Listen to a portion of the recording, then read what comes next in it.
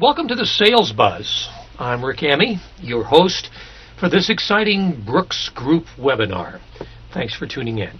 Today's topic is the 7 insider secrets of building a top-performing sales team. I'm here with Bill Brooks, CEO of the Brooks Group. Bill has been a sales consultant for more than 28 years. He heads the Brooks Group, an international sales and sales management consulting firm based in Greensboro, North Carolina. He's authored 18 books, including 3 national bestsellers, and we're going to get started because I know everybody wants to know, because their survival depends upon it, how to have a top-performing sales team. So let's start with some definitions right off the bat. What is a peak performer? Okay, a peak performer is an individual or a set of individuals that exceed expectations. They do it consistently, they do it regularly, they sell at high margin, and they sell at high quantity. The other thing is they don't require a tremendous amount of hand-holding. They're able to figure things out, go and do it themselves. You're not constantly being dragged into every sale. I mean, I'll tell you, for example, if you're forced to get involved in closing sales, you are not building a top-performing sales team. People want to carry the ball across the goal line themselves, and frankly, if they're not able to do it, maybe they ought to do something else. So the name of the game is top performers, and I've said this quite often, are people who almost look at whatever they do as they themselves are the business or they own the business. Mm-hmm. And so consequently, it's long hours, it's total commitment, no prisoners, total focus. That's a real top performer. Now, the interesting thing about it is you're always going to have the 20% of the top, you're going to have 60% in the middle and 20% at the bottom. What you want to do as a sales manager is raise the bar so that even the people at the bottom are at least fairly strong performers. What you don't want to have is have only 20% of the top performers and then 80% of everybody else. So when you raise the bar, you've got a performing organization all the way around the clock, all the way across the board that works. And that's what a top-performing team does and top-performing people do. So I imagine by definition that a peak performer is, as you said, the top 20% probably. So why so few? Is it just because that life follows a bell curve and that you're going to have most people in the middle and at the very top you're only going to have a few? Is it basically that? That's the best way I've ever heard it, Rick. Life follows that. I mean, if you take a look at most anything, this has been around forever, and pardon me if folks have heard this before, but it's the old Pareto principle, that 80% of the results come from 20% of the people, that 80% of the problems come from 20% of the people, that 20% of the people have 80% of the wealth, that 80% of the problems on a manufacturing line come from 20% of that manufacturing line. Mm-hmm. It doesn't make any difference what it is. So what I urge sales managers to do is to say, okay, what if you only had the top 20%ers in your team? Where would your results go? They'd be fantastic. Right. In our particular case, we're at 170% of goal for the year in terms of where we work to be at the end of the year.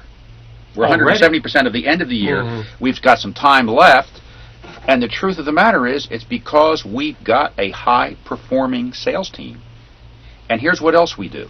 We expect them to sell and service accounts. We have a very strong lead generation methodology. We have a tremendous referral program. We have internet presence. We have mail-outs to prospects and clients. We do everything we can because the name of the game is prospecting and selling. And I'm going to tell you, salespeople can't prospect, sell, and service accounts. It's too much work. You got to figure what do you want to do and where do you want the effort to go. And I can't tell you that ours is right. I can tell you it depends on your industry and what you sell and to whom you sell it. But what I'm going to tell you is you got to constantly raise the bar. So that the median performance of everybody who is there goes up. Goes up. Right. And now across the board, now everything's better. Now we've talked about this in another one of the webinars, and I'm sure people are going to see that one because the whole topic is this issue. But it would be good to bring it up again here as we're talking about peak performers. But peak performers also have to be tough. Mm-hmm. And so for this particular webinar, let's define once again what it takes to be tough. Tough. Tough means resilient, physical stamina, handling rejection, being a self-starter, being goal-directed, result-oriented, being driven by something, so that you are physically and mentally tough. Now, the example I gave was when I spoke to a college football team. I said, let me tell you the biggest advantage you have of playing on this college football team. You're learning to be physically tough. And you know what? If you can be physically tough, you have to be mentally tough. If you can combine physical toughness with mental toughness, you're a champion. Physical toughness, you know what physical toughness means, Rick? That you get home at 10 o'clock at night because you've had to go to dinner with a client or a prospect or a basketball game, and you're ready to go to a sales call at 8 o'clock the next morning because you have to be there and you've had very little sleep, right? Mm-hmm. And you're able to bounce back. The truth of the matter is most people either can't or won't do that. So we're going to talk about how to have a sales team that does that. And that's important. We'll get to that in a few minutes. But what I'm going to tell you is you can't make chicken salad out of the wrong part of a chicken. I mean, the bottom line to it is you're not going to make chicken salad out of the claw, Mm-hmm. right? It's not going to happen. You're not going to make somebody physically tough who's not physically tough. I'm looking for somebody that's got stamina, stick-to-itiveness, drive, and you know the best predictor of that? Have they done it in the past? Now, we said at the beginning of this particular program, what we were going to do is give 7 insider secrets of building a top-performing sales team every day. And number 1 on your list is hire only the best, which obviously seems to me is if you're going to look for people who are tough and you're going to look for people who are peak performers, that's the place to do it. Listen, you cannot have a superstar team with average players. Doesn't work like that. It's never going to happen. One of the things that people need to learn is the concept of hiring with caution and firing with dispatch. What happens is we tend to hire with dispatch and fire with caution. We have it reversed. The most important element an organization has, if they're a sales-driven company, is the sales effort. It's also the most expensive.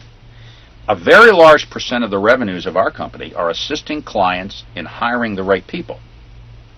And I'm going to tell you, lots of people don't know how to interview. They don't know how to look through a resume.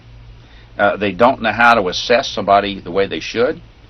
And here's the interesting thing. Lots of times, if people were as good when they got in their job at selling as they came across in the interview, we'd all be a whole lot better off. Okay? Now, I have a bias. I like to find people who sometime in their career have had some experience in having to be physically tough. Let me give you 4, 5, 6 examples. Were they in the military and had to go through basic training? Were they promoted? Did they play athletics in something like wrestling? Did they do it in football or ice hockey? I'm looking for some guy or some woman, you know, that they basketball, anything. I say it tongue-in-cheek. I want the guy whose nose is over here. You know, I want somebody who has proven that they've got physical stamina and toughness. Because when I'm going to manage that person, I'm going to manage him or her with very tough love.